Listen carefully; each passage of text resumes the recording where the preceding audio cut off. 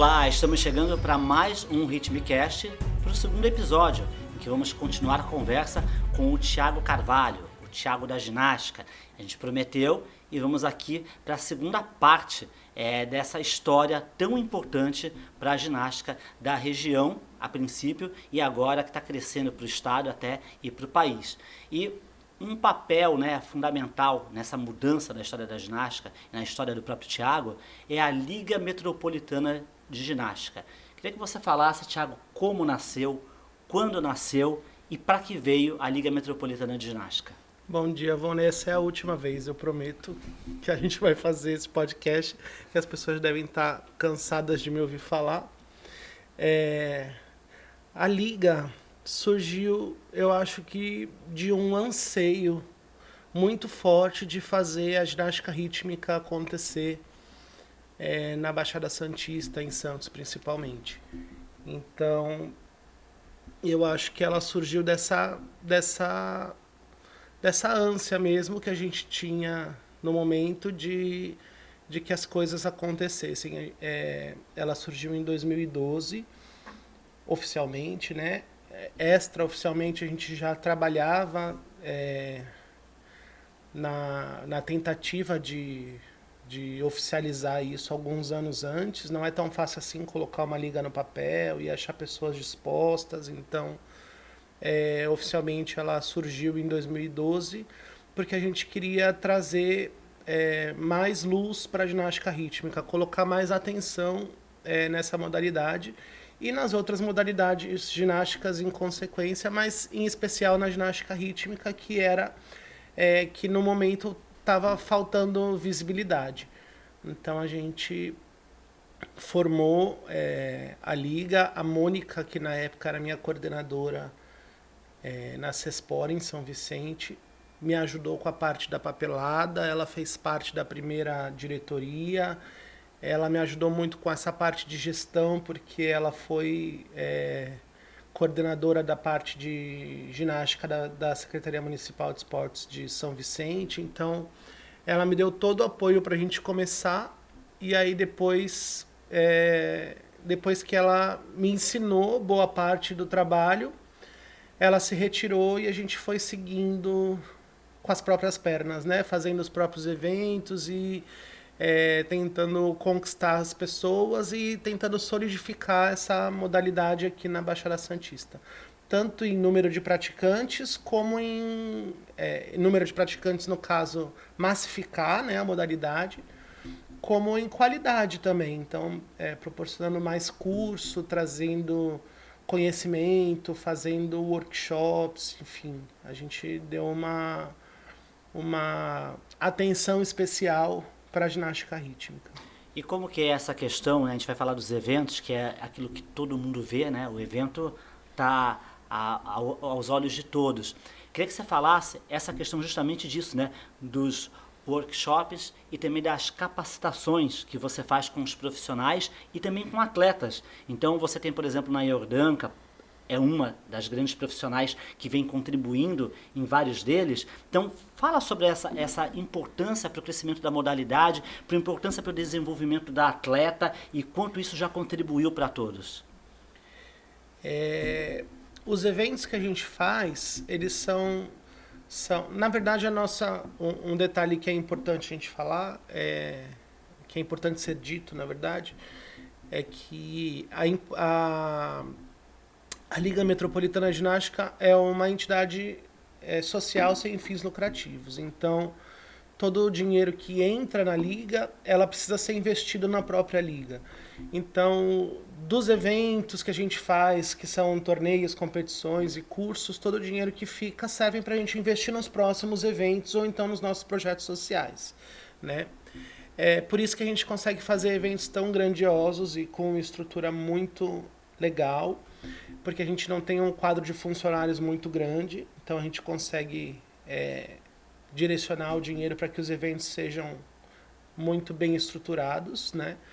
E os cursos que a gente faz, a gente começou trazendo pessoas que tinham renome no cenário da ginástica rítmica e essas pessoas acabaram virando parceiras mesmo da Liga Metropolitana. Hoje em dia são minhas amigas pessoais, a gente tem uma relação muito boa, a gente fala muito sobre esporte, muito sobre a ginástica, mas a gente também tem uma relação fora da ginástica, o que aconteceu graças a esse primeiro intuito de convidar essas parceiras para participar dos cursos. Então a Yordanka é um exemplo que você citou, ela é búlgara, mas já está no Brasil há um tempão, ela é a búlgara mais brasileira que eu conheço, e todo ano ou a cada 2 anos a gente tenta trazê-la para fazer algum curso, porque ela está sempre muito antenada com as mudanças dos códigos e com as tendências da ginástica rítmica. Fora isso, ela nasceu no berço da ginástica, então ela tem um know-how muito interessante, né? Muito bom, ela tem uma bagagem muito boa da ginástica. Além disso, ela também foi a fundadora da Confederação Brasileira de Ginástica Estética, que é uma outra modalidade que também agrega muito a ginástica rítmica, ou seja, é um pacote completo, né? E também já trabalhamos com outros nomes, já trabalhamos com a Angélica Fitinski, que foi atleta da seleção, a gente já trabalhou com Ana Paula Ribeiro, Ana Paula Scheffer, algumas ex-atletas que hoje são treinadoras, que passaram pela seleção e que têm muito para contribuir. Com a Ana Danielian, do Grêmio Náutico União, que é uma treinadora renomada também, ela é romena, também está no Brasil há um bom tempo. Então, assim, são parceiros que a gente se conheceu através da Liga. A Liga, na verdade, foi uma ferramenta para que a gente se conhecesse, e hoje em dia são parceiros de vida mesmo, porque a gente acabou estreitando relação e contato e acabou sendo muito além da ginástica que a gente se aproximou mesmo. Queria que você falasse sobre esse benefício que as pessoas que participam, que acabam usufruindo desse conhecimento, o como isso, através da Liga, foi aumentando e melhorando o nível. Porque a gente percebe que, como eu falei, né, é uma oportunidade para atletas e também para os treinadores, para os técnicos.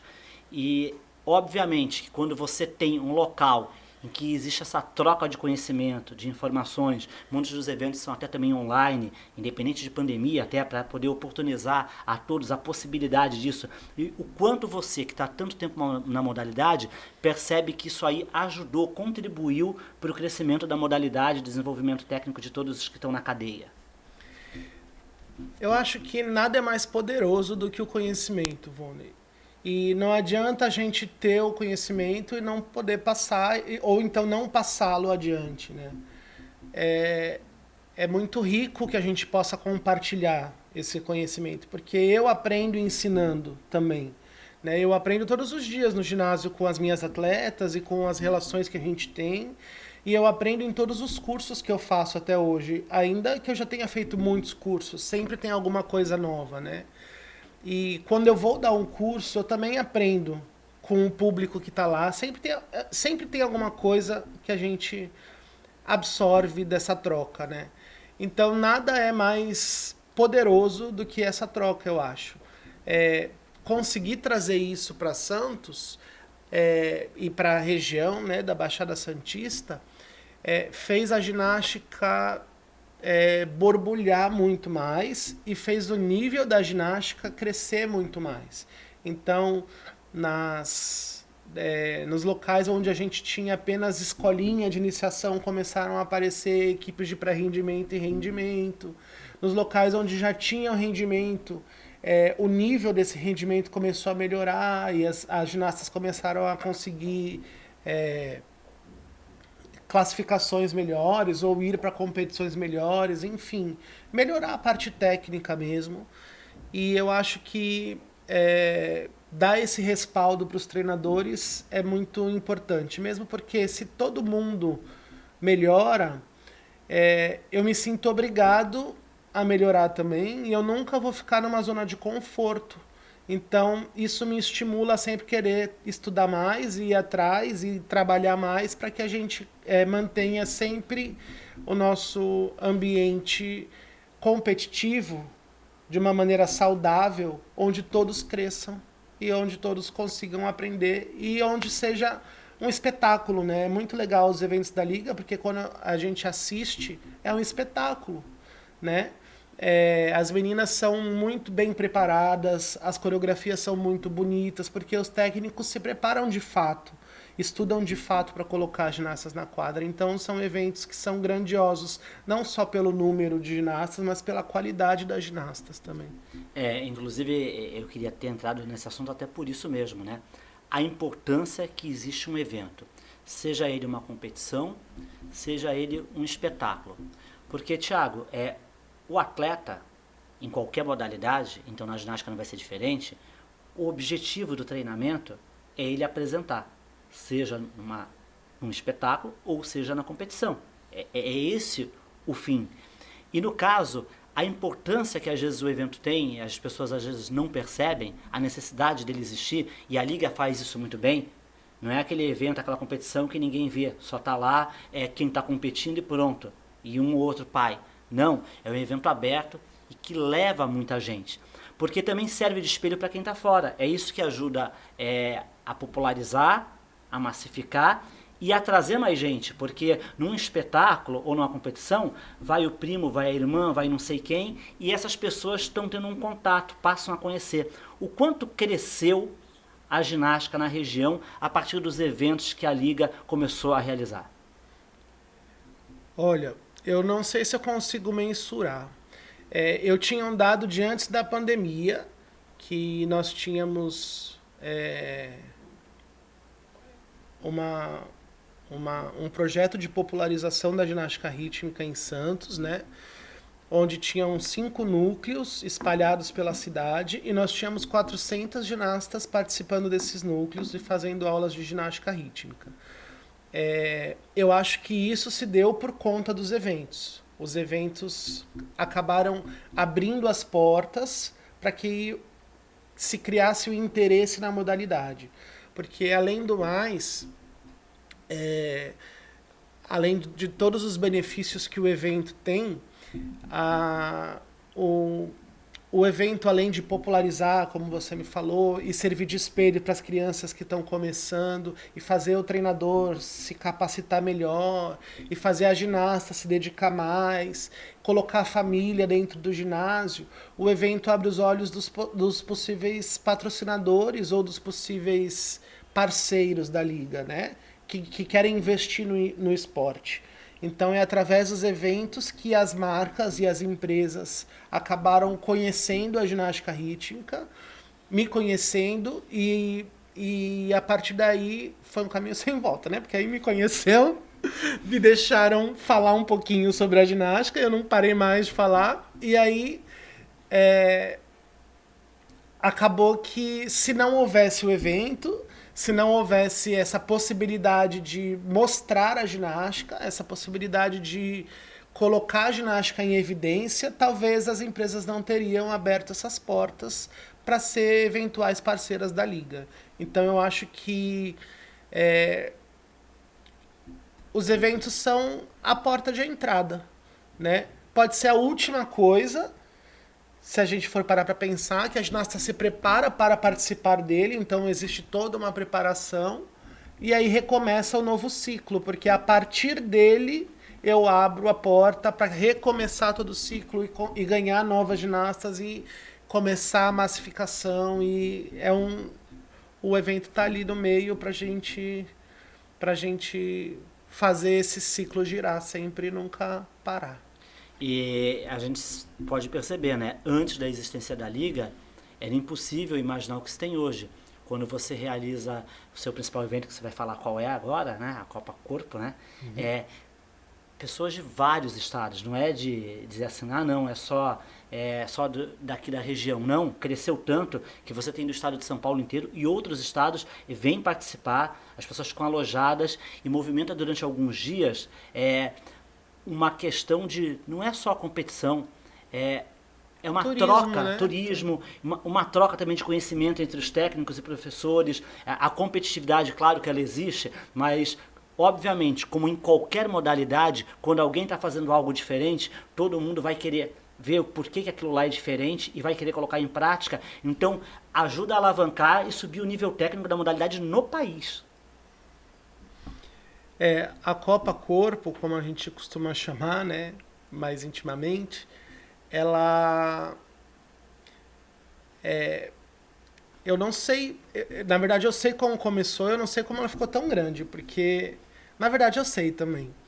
Ela começou pequenininha, há 16 anos, 15 anos atrás, esse ano vai ser a 16ª edição, né?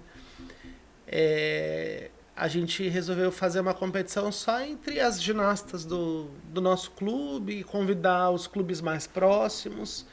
E aí eu fui até a TV e pedi o apoio do Eduardo Silva para fazer uma competição, e eles toparam. No ano seguinte a gente fez de novo, foi um pouquinho maior. E aí eu comecei a me perguntar como eu posso melhorar.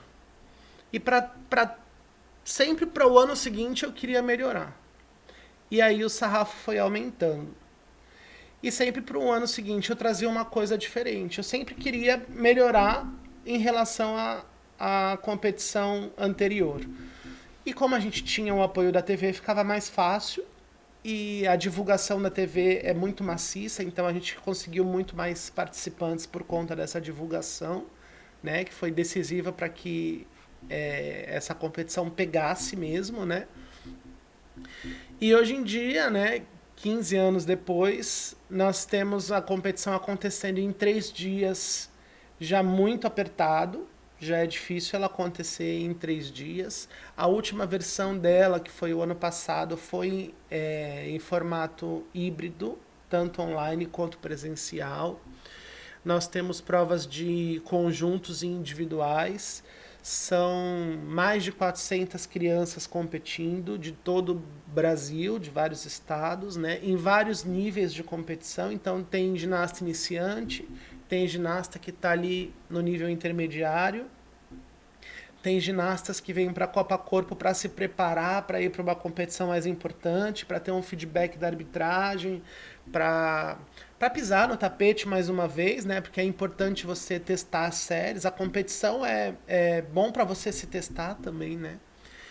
E a gente tem sempre conseguido atingir essa meta de como eu posso melhorar no ano seguinte. Eu não sei o que eu vou fazer esse ano, ainda não pensei.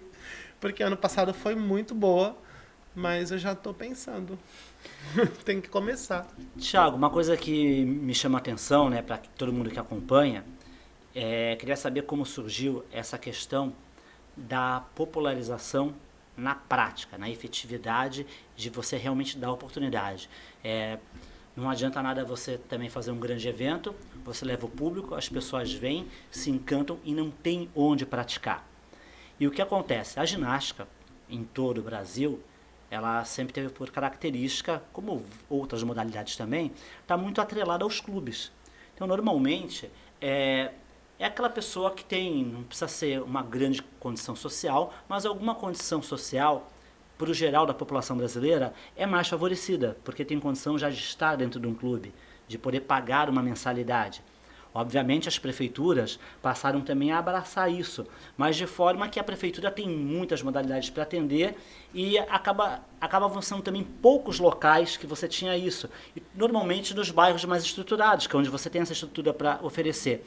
E queria que você falasse como começou em Santos, especificamente, a ideia ser colocada em prática para levar para os lugares mais periféricos, para onde se tem menos oportunidade, e não se enxergar que só o futebol para os meninos, onde isso é feito, eles têm essa chance. As meninas, em geral, não tinham essa oportunidade, passaram a ter, e é muito bacana você ver perto dos morros, perto de regiões mais vulneráveis, hoje em dia os núcleos. Explica como começou, como surgiu e onde você está atendendo.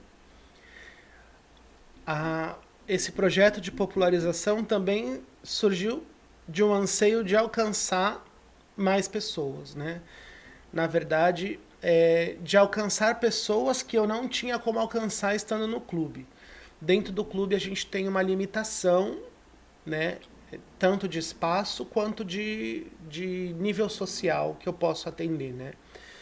E para trabalhar com ginástica, isso pode funcionar se eu fizer turmas mais enxutas, com crianças que têm um poder aquisitivo maior. Eu acho que funciona, dá para trabalhar assim também.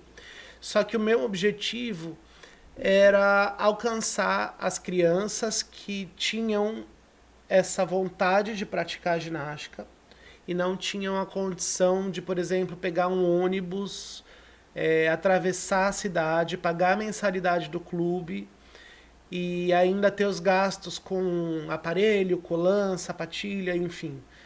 Então, eu fiz um projeto e eu fiz a proposta para o prefeito. Foi antes da pandemia, eu acho, 2019. E a gente, 2018. E a gente colocou isso em prática. Em Santos? Em Santos. Qual prefeito? O Paulo Alexandre. Na época era o Paulo Alexandre. E em 2019 a gente colocou em prática. Fizemos 5 núcleos nas vilas criativas, uma em cima do morro, uma embaixo do morro, uma na região do mercado municipal, na zona noroeste e na Vila Matias. Para quem não conhece Santos, são regiões mais periféricas, né? São regiões que estão mais afastadas da parte da praia e dos grandes centros esportivos e clubes da cidade. Então, qualquer criança dessas regiões que quisesse treinar com a gente no clube da Ponta da Praia tem que pegar no mínimo 2 condições por dia e passar 1 hora dentro do ônibus. Talvez não seja viável, nem financeiramente, nem em questões de logística, porque às vezes a mãe tem mais filhos, trabalha, não consegue levar no horário que é o treino, enfim. Então, pensando nisso, a gente abriu escolinhas nesses núcleos, espalhados pela cidade, nessas regiões periféricas. E antes da pandemia, a gente conseguiu atender 400 crianças que tinham acesso à ginástica rítmica de maneira gratuita. E lá elas tiveram o primeiro contato com a ginástica. O intuito desse projeto era só popularizar mesmo. Então a gente não tinha um intuito ali de fazer nenhuma equipe de competição, de fazer nenhuma equipe de pré-competição, nada disso. A gente queria que as crianças experimentassem a ginástica, tivessem pelo menos a oportunidade de descobrir o que é ginástica no corpo, não só pela televisão, que elas pudessem vivenciar isso no corpo e aí decidir se elas querem ou não fazer isso. Então, se alguma dessas crianças quiser seguir, obviamente, elas vão ter que vir até o clube, porque é onde está a estrutura. Mas aí já é um outro passo mais para frente, que a gente vai conseguir o apoio para ela vir até o clube. Então, a gente precisa descobrir essa criança na região periférica, em cima do morro, embaixo do morro, na zona noroeste. A gente precisa ir atrás dessa criança, descobrir que ela existe, detectar esse talento, dar oportunidade para ela fazer esse tipo de movimento, descobrir no corpo que ela é capaz de fazer a ginástica rítmica e fazê-la se apaixonar. Porque se ela estiver apaixonada, depois ela consegue mudar a estrutura familiar para que logisticamente consigam trazer ela no clube. A gente consegue pleitear uma bolsa para que ela não ou pague mais barato ou não pague a mensalidade. A gente consegue negociar as coisas numa segunda etapa. Mas é muito triste tirar essa oportunidade delas sem elas ao menos poderem experimentar. Então, é um projeto que me enche de orgulho, eu fico muito feliz, porque a gente percebe que em muito pouco tempo muda muito a vida das crianças. Eu fui lá no primeiro dia, nos primeiros dias de aula, eu fui para mostrar para as professoras, conhecer as crianças, ver o espaço, enfim. E 2 meses depois eu voltei lá, e você tinha que ver a diferença das próprias crianças, das crianças do primeiro dia e das crianças de 2 meses depois. Como elas se sentavam, como elas cruzavam a perna, como elas esperavam a professora terminar de falar para depois falar. Então, usando a ginástica como ferramenta, a gente não vai só ensinar ginástica para elas, a gente vai ensinar disciplina, a gente vai ensinar muitas outras coisas, não só valências físicas. Elas vão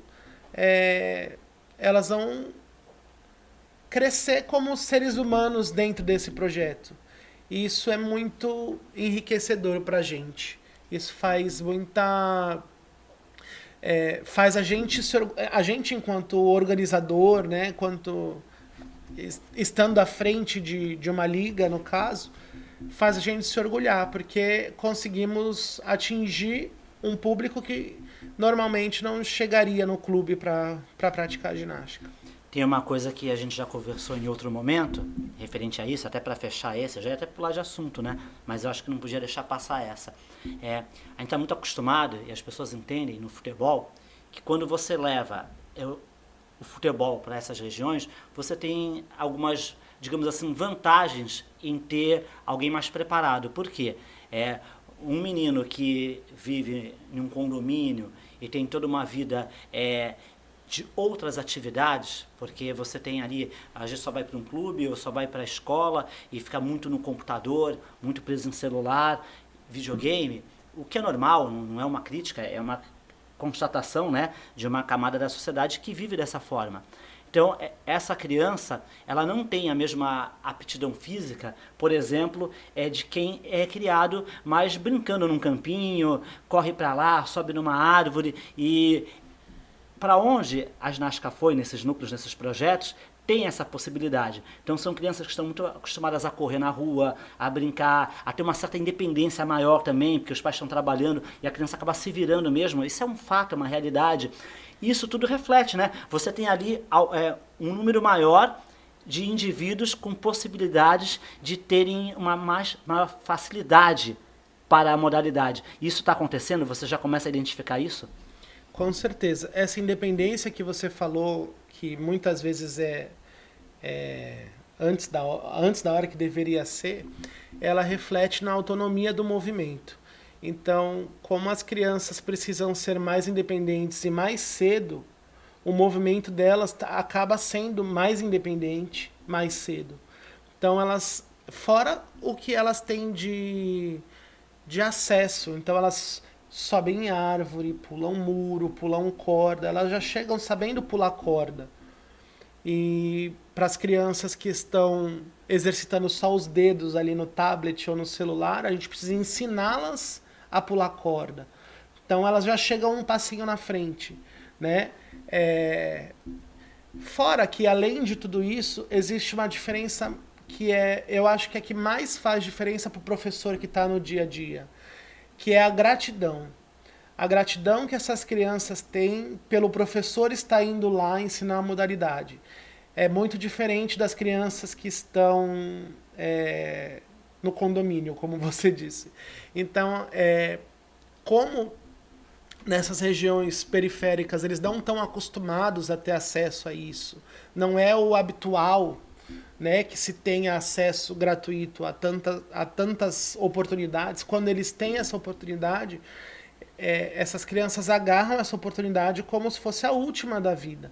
Então elas são muito gratas aos professores e elas dão muito amor e muito carinho gratuitamente. E eu acho que para os professores que estão lá no dia a dia, isso é o que faz a maior diferença. Porque apesar de ser difícil o trabalho do professor, eu acho que é isso que recompensa no final das contas. Essa troca, o professor acaba recebendo muito mais. Vale muito mais a pena. Bom, a gente não vai entrar a fundo nesse assunto agora, até porque vocês não iam aguentar tanto tempo com a gente, né? Então vai ser um aperitivo, mas para a gente falar de algo que é importante, tanto para o Thiago como também para muita gente da comunidade da ginástica, que é a Confederação Brasileira de Ginástica Estética de Grupo. E eu queria que você falasse, primeiro, bem resumido, o que é a ginástica estética de grupo e qual o papel da Confederação Brasileira quando ela surgiu, o que ela acabou fazendo, no caso, para os atletas nessa modalidade. A ginástica estética de grupo é um esporte, é uma ramificação da ginástica rítmica, a gente pode dizer assim. Ele é muito parecido com a ginástica rítmica, só que ele é apenas praticado em grupos. O objetivo dele é diferente, é um objetivo mais social. Então ele é um esporte mais democrático. Dentro da ginástica estética de grupo não se persegue muitos padrões estéticos do físico, apesar do nome ser ginástica estética de grupo, né, que é um nome que a gente traduziu do inglês, enfim.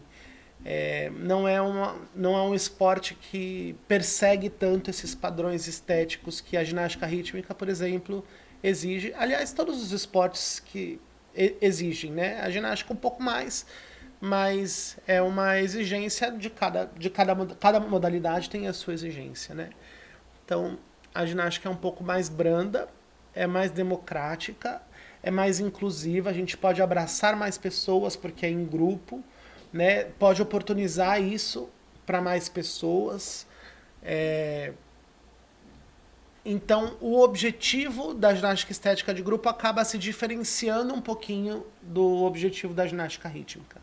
Ele também é praticado sem aparelhos nenhum, é em cima do tablado, como a ginástica rítmica, só que sem aparelhos. Então, é uma mistura de dança contemporânea, balé clássico e ginástica. É uma mistura muito harmoniosa, é muito bonito de assistir. Ao vivo é mais bonito ainda, porque é arrepiante a gente assistir as intenções das movimentações. Às vezes no vídeo a gente perde um pouquinho, mas quando assiste ao vivo é muito bonito, né? E é um esporte que vem crescendo no Brasil e no mundo, né? Ele tem uma federação independente, esse esporte não faz parte da FIG, que é a Federação Internacional de Ginástica, tem uma federação internacional independente, assim como no Brasil tem a Confederação Brasileira Independente da Confederação Brasileira de Ginástica Estética, seguindo os padrões internacionais. E aqui no Brasil, a ginástica estética chegou em 2018, nasceu na Finlândia há mais de 100 anos, esse esporte. Lá na Finlândia é um esporte que é praticado nos parques, nas ruas, em todas as escolas. Ele encanta muito o público, né? É um esporte com muita plasticidade. Muito, muito bonito de assistir. É um esporte arte, assim como a ginástica rítmica, né? Só que é um esporte que para muito a atenção.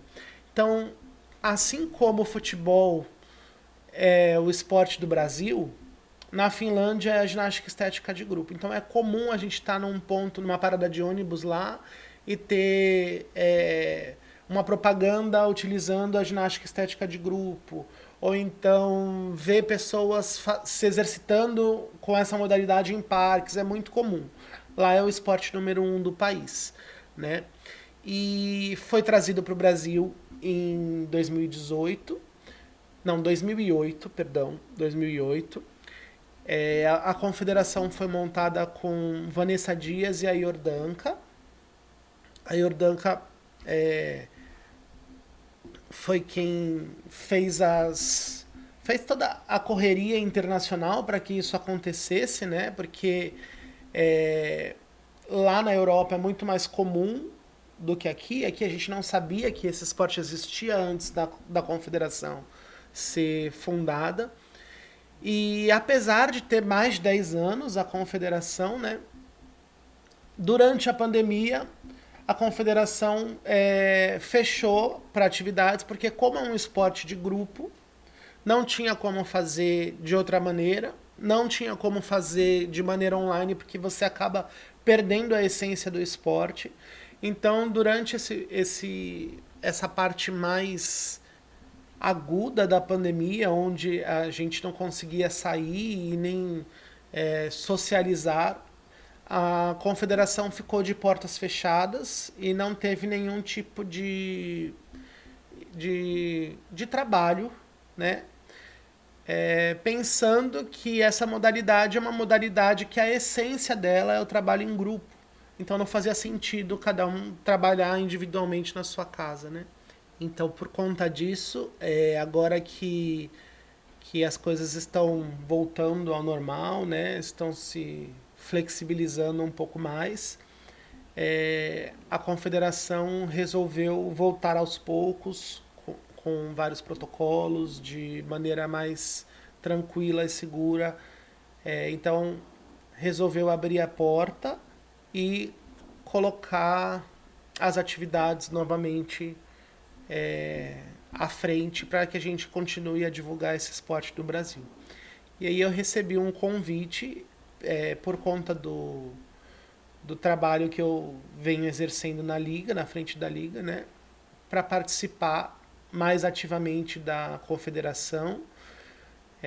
Então, junto com a parte dos diretores e presidência, a gente tem se reunido muito mais e conversado muito mais para tentar traçar um plano para trabalhar um pouco mais forte e com um pouco mais de direção à ginástica estética de grupo no Brasil. Bom, o papo hoje foi muito bacana, foi muito legal. No próximo, vamos falar sobre um assunto interessantíssimo. Fiquem tranquilos, não seremos só nós dois, vocês não ficarem cansados. Vamos ter aí uma pessoa especialista também nessa situação. É só para já deixar vocês sabendo sobre o tema. Thiago, é fundamental falar da importância das leis de incentivo, seja elas na esfera municipal, estadual e federal. Elas têm feito muita diferença para o esporte brasileiro. Aí não vou nem falar da ginástica, para o esporte brasileiro, e tem sido assim algo transformador na vida de profissionais e de atletas. Com certeza. Temos muito assunto sobre isso e dá um podcast inteiro. É melhor a gente não começar. Não vamos nem começar. Então é aqui só para falar que na próxima estaremos aí com uma pessoa também especialista nisso, que vive isso na prática, né, e que sabe trabalhar com isso e vai estar falando já bem, digamos assim, com uma expertise muito grande. Então a gente vai deixar vocês por dentro de como o esporte brasileiro, não estamos falando só da ginástica, a ginástica faz parte do esporte brasileiro, né? Como alavancou com essa questão aí de uma coisa muito boa, quando bem utilizada pelas pessoas que são sérias, podem ajudar demais o esporte. Então hoje nós ficamos por aqui e estaremos em breve de volta com esse novo tema.